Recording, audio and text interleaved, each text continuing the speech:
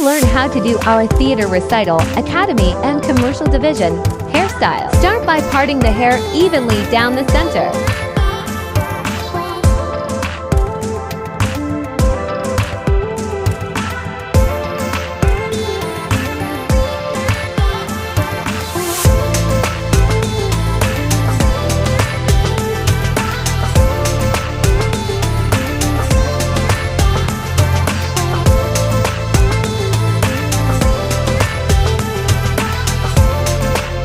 One side of the hair off. This can be messy. Next, using a spray bottle with water, dampen the hair completely.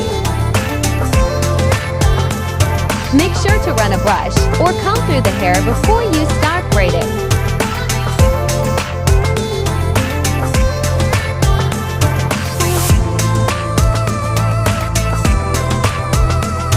Now it's time to start the first French braid. Gather a small triangle of hair at the top of the head close to the part. Comb your fingers through a few times to make sure the hair is all going in the same direction. Separate the triangle into 3 equal parts. Do 1 round of what would be a regular braid to get the hair started and in place. Remember to braid over, not under. When you are starting the next round, pull a strand across, like you would for a regular braid, but add a small amount of extra hair to the strand. While adding hair, remember to run your fingers all the way down to the tips to prevent knotting. Hair also has its own natural direction, so when you gather it in a different direction, it might create bumps. Comb through the new strand with your fingers from the root to the tip to prevent this from happening. Keep braiding and adding hair as you go.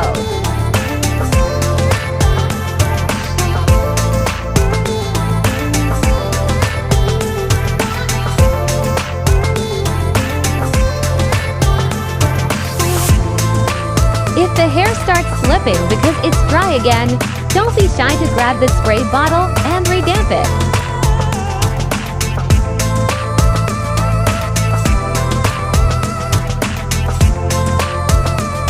We do 2 French braids into low buns since it works nicely for all genres of dance. Ballet, tap, jazz, hip-hop, afro, and contemporary. We keep the same hairstyle through the entire show to make quick changes easier. All hair pieces have also been adjusted for this particular hairstyle.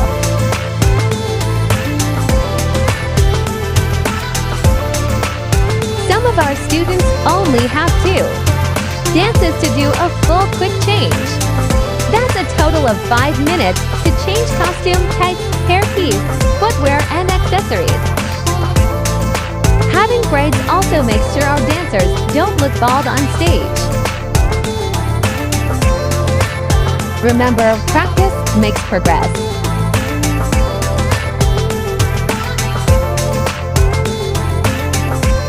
As you go, make sure to pull the full strand of hair so that it sits neatly against the scalp. If you don't, it will start bubbling away and won't look sleek.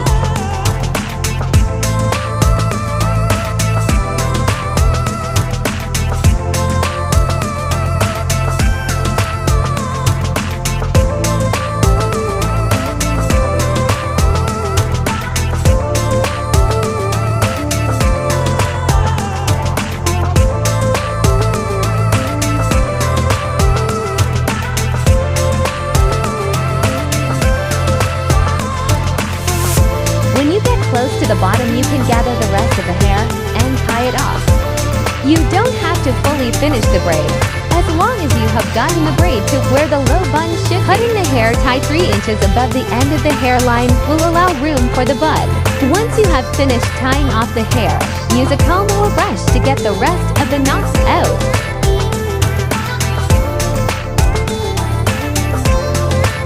Wet the hair again so that it's easier to put into the bun.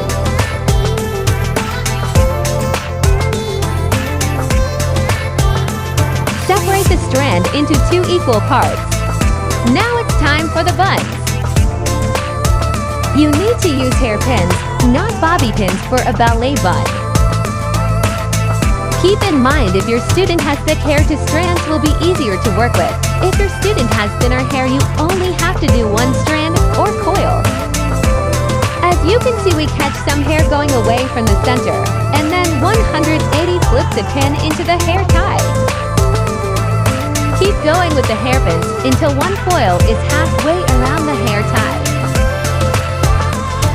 Then start working on the next strand, twist it, and then start looping it slowly around the hair tie.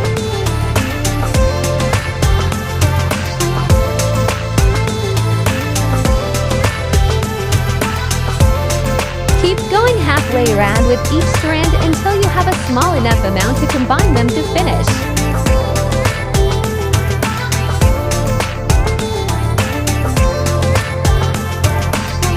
We combine the two strands right here to make a seamless loop.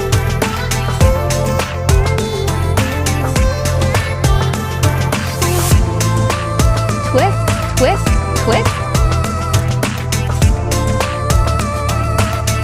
Add a hairpin right where the two strands met to make sure it stays in place. Then finish the bun with more hairpins.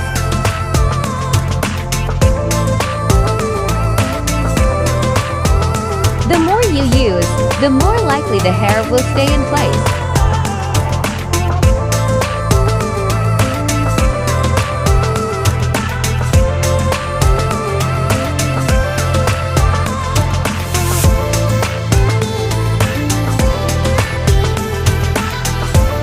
When the bun is finished, we add a hairnet to make sure no loose strands or wispies pop out mid-show.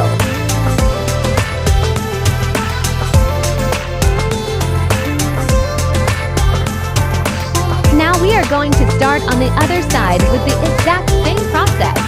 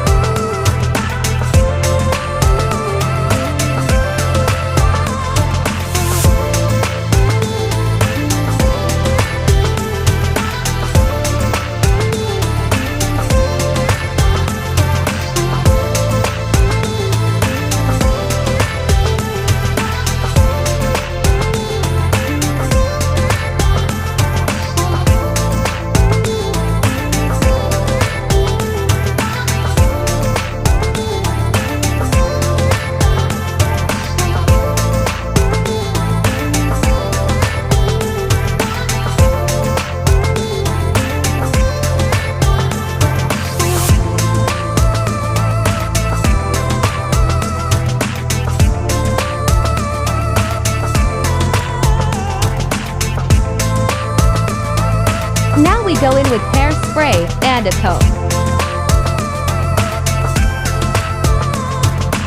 Make sure to skim the hair with the comb. We are only trying to smooth out the top, not comb out any knots.